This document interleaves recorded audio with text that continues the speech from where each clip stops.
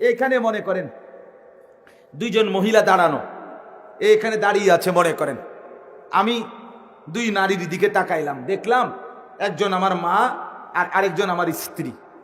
এখন বলেন তো 1 মিনিটে 30 সেকেন্ড ভাগ করে, মানে 1 মিনিটকে 2 ভাগ করলাম, 30 সেকেন্ড মার দিকে দেখছি, 30 সেকেন্ড স্ত্রীর দিকে তাকাইলাম।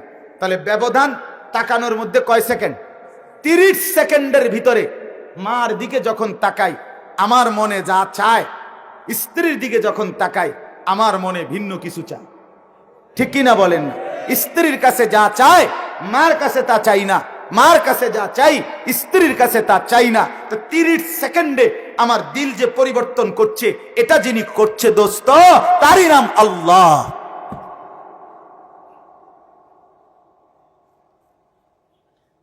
নাইলে তুমি যে আরেক নারীর দিকে তাকাইলে আকর্ষণ বোধ করো, যেই কামনা করো, তোমার মার দিকে তাকাইলে তো তোমার ভিতরে সেই আকর্ষণটা আসে না, ওই কামনাটা আসে না। তাহলে মায়ের বেলায় যে এটা নিয়ন্ত্রণ করে রাখে আর অন্যের বেলায় যে এটা খুলে দেয়, এটা যিনি করে দেয় তার নাম আল্লাহ। তুমি সেই আল্লাহকে ভুলে গেলা, সেই আল্লাহকে ভুলে গেলা বাপ। এজন্য আল্লাহ বলেন আফা হাসিবিতুম আন্নামা খালাকনাকুম আবাসান। ওই একই কথা, কি ভেবেছো বান্দা তোমাকে আমি এমনি এমনি বানিয়েছি অনর্থক? তুমি তোমার মতো হাসবা, তোমার মতো খাইবা, তোমার মতো করেই ঘুমাইবা, তোমার মতো হাঁটবা, চলবা, ঘুরবা, ফিরবা, নাচবা, গাইবা। আমি তোমাকে এমনি বানিয়েছি, কোনো টার্গেট নাই, কোনো লক্ষ্য উদ্দেশ্য নাই। এক কুমার যে মাটির পাতিল বানায়, তাকে বলো না মাটির পাতিল কেন বানিয়েছেন, সেও তো বলবে আমার একটা উদ্দেশ্য আছে, হয় ঘরের প্রয়োজনে বানাইছি অথবা বাজারে বিক্রির প্রয়োজনে বানাইছি। উদ্দেশ্য ছাড়া এক কুমারও তো মাটির পাতিল বানায় না। তা আমাকে আপনাকে আল্লাহ তাআলা উদ্দেশ্য ছাড়াই বানাইছেন? বলেন না, উত্তর দেন না বাপ। এটাই মূল কথা, এটাই মূল বক্তব্য। বাকি আয়াতগুলো শুধু তর্জমা বলুন, এই কথাটাই মেন। এবার আল্লাহকে বলেন তাহলে রব্বুল আলামিন, আমি স্পষ্ট বুঝেছি আপনি আমাকে অনর্থক বানান নাই, বেহুদা বানান নাই, তাহলে আপনি বলে দেন কেন বানিয়েছে। আল্লাহ তাআলা বলেন, তো সেটাই তো বলতে চাচ্ছি বান্দা, ওমা খালাকতুল জিন্না ওয়াল ইনসা ইল্লা লিয়াবুদুন। আল্লাহ তাআলা বলেন আমি বানিয়েছি আমার ইবাদত, আমার গোলামি, আমার বন্দিগি করার জন্য। তাহলে 1 নম্বর বলেন আল্লাহ আমাদেরকে অনর্থক বানিয়েছেন না। তাহলে আল্লাহ আমাদেরকে কেন বানিয়েছেন? আল্লাহর গোলামি করার জন্য, আল্লাহর ইবাদত করার জন্য, আল্লাহর ইবাদত করার জন্য। এবার আরেকটু আগান, আল্লাহকে যদি বলেন আচ্ছা আমাকে ইবাদতের জন্য বানিয়েছেন, করুম ইবাদত, তো বিনিময়ে আমার কি হবে? ইবাদত করলে কি হবে? তো আল্লাহ তাআলা বলেন ইয়া আইয়ুহান নাসু উবুদু রাব্বাকুম, সূরা বাকারাতে আছে, আল্লাযী খালাকাকুম ওয়াল্লাযীনা মিন ক্বাবলিকুম লাআল্লাকুম তাত্তাকুন। রব্বুল আলামিন বলে হে মানুষ, উবুদু রাব্বাকুম, তোমরা সকলেই তোমাদের রব আল্লাহর ইবাদত করো। কি করো? তাহলে আমাকে বানিয়েছেন কি জন্য? এটাই আল্লাহ বললেন সেই রবের ইবাদত করো। আল্লাযী খালাকাকুম, যিনি তোমাদেরকে সৃষ্টি করেছেন, ওয়াল্লাযীনা মিন ক্বাবলিকুম, রব্বুল আলামিন বলেন এবং যিনি তোমাদের পূর্ববর্তী মানুষদেরকেও সৃষ্টি করেছেন। আল্লাহ বলে কেন বন্দিগি করবা, কেন ইবাদত করবা বান্দা? লাআল্লাকুম তাত্তাকুন, যেন তোমরা সকলেই মুত্তাকি হতে পারো। কি হতে পারো? বলেন না সবাই, বলেন কি হইতে পারো? বলেন মুত্তাকি হইতে পারো। এবার আবার পিছনের কথায় আসেন, আল্লাহ বলেন আমি তোমাকে অনর্থক বানাইনি, তাহলে উদ্দেশ্য নিয়ে বানাইছে। 2, উদ্দেশ্যটা কি? ইবাদত, ঠিক কিনা বলেন? এবার ইবাদত আমি করব কেন? যেন আমি হতে পারি মুত্তাকি, যেন আমি হতে পারি কি?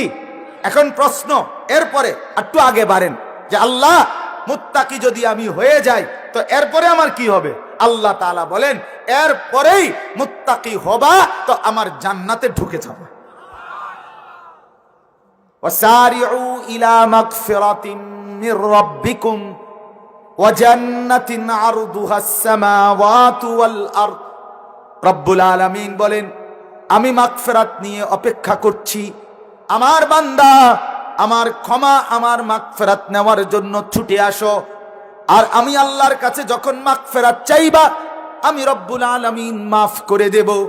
আর যখন মাফ করে দেব, তখন শুধু মাফ করে ছেড়ে দেব না, ওয়া জান্নাতিন আরদুহাস সামাওয়াতু ওয়াল আরদ, সাত আসমান জমিন প্রশস্ত জান্নাত আমি আল্লাহ তোমাকে দিয়ে দেব। আল্লাহ বলেন আমাকেই দিবেন। আপনাকে যদি বলেন, আল্লাহ বলেন উইদ্দাত লিল মুত্তাকিন। আরে বান্দা, জান্নাত তো আমি বানানোই হয়েছে মুত্তাকিদের জন্য। সুবহান। তাহলে মুত্তাকির ঠিকানা কোথায়? জান্নাত। এই আবার পিছনে মানেন যে, এক, আমাকে আল্লাহ অনর্থক বানায় নাই। দুই, আমাকে আল্লাহ ইবাদতের জন্য বানিয়েছে। তিন, আমি যদি ইবাদত করি তাহলে আমি মুত্তাকি হব। চার, আমি যখন মুত্তাকি হব তো আমার ঠিকানা হবে জান্নাত। বলেন আলহামদুলিল্লাহ, বলেন আলহামদুলিল্লাহ। এবার আমার বাপ এটার সাথে আমি একটা কথা মিলাই, আপনি আবারও মনে করবেন শুধু এই কথাইটা, আমি অনর্থক না, আমি ইবাদতের জন্য। আমার ইবাদতের মধ্যে তাকওয়া আছে, তাকওয়ার মধ্যে জান্নাত আছে। আর এই তাকওয়া যেহেতু আমার মূল টার্গেট মুত্তাকি হওয়া, যেন আমি জান্নাতি হতে পারি, আর সেই তাকওয়ার আহ্বান নিয়ে তাকওয়ার একটা পোস্টার লাগানো হয়েছে, তাকওয়ার একটা ব্যানার লাগানো হয়েছে, তাকওয়া অর্জনের জন্য একটা বিশাল বড় পোস্টার আছে। সেই পোস্টারটার নাম হইল, বিলবোর্ডটার নাম হইল, ব্যানারটার নাম হইল, হ্যান্ডবিলটার নাম হইল মাহে রমজান। মাহে রমজান। নবী সাল্লাল্লাহু আলাইহি সাল্লাম রজব মাসের চাঁদ যখন উঠত, রমজান মাসের 2 মাস আগে রজবের চাঁদ, রজব মাস শেষ, শাবান শুরু হয়েছে আজকের থেকে, তো সেই গত 1 মাস আগে, মানে 2 মাস, রমজানের 2 মাস আগের থেকে নবী সাল্লাল্লাহু আলাইহি সাল্লাম যেন সাহাবীদেরকে বলতেন, হ্যান্ডবিল ছড়িয়ে দাও, বিলবোর্ড লাগায় দাও, পোস্টার লাগায় দাও, যে ও আল্লাহর বান্দারা যে যেখানে আছে শুনে নাও, এখন থেকে নিয়ে 2 মাস দোয়া করতে থাকো যেন রমজান পাও, যেন রমজান পাও, যেন রমজান পাও। যদি বলি কেন, ওই যে তোমার মূল টার্গেট তুমি মুত্তাকি হইবা, ওই যে তোমার ইচ্ছা তুমি মুত্তাকি হয়ে জান্নাতে যাইবা, সেইটার সুযোগ দেওয়ার জন্য, মুত্তাকি বানাইবার জন্য তোমার রমজান আসতেছে। অতএব রমজানকে বরণ করো, গ্রহণ করো, তাকওয়া অর্জন করো, আল্লাহর জান্নাত বুঝে নাও। এই জন্য আল্লাহ তাআলা কোরআনুল কারীমের মধ্যে বলছেন, লাআল্লাকুম তাত্তাকুন, কেন রমজান দিলাম, কুতিবা আলাইকুমুস সিয়াম কামা কুতিবা আলাল্লাযীনা মিন ক্বাবলিকুম লাআল্লাকুম তাত্তাকুন। আল্লাহ তাআলা বলেন, রমজানের রোজা ফরজ করা হলো যেন তোমরা মুত্তাকি হইতে পারো, আর মুত্তাকি হওয়াটাই তোমার টার্গেট। কেন? তুমি যে জান্নাতি যাচ্ছ।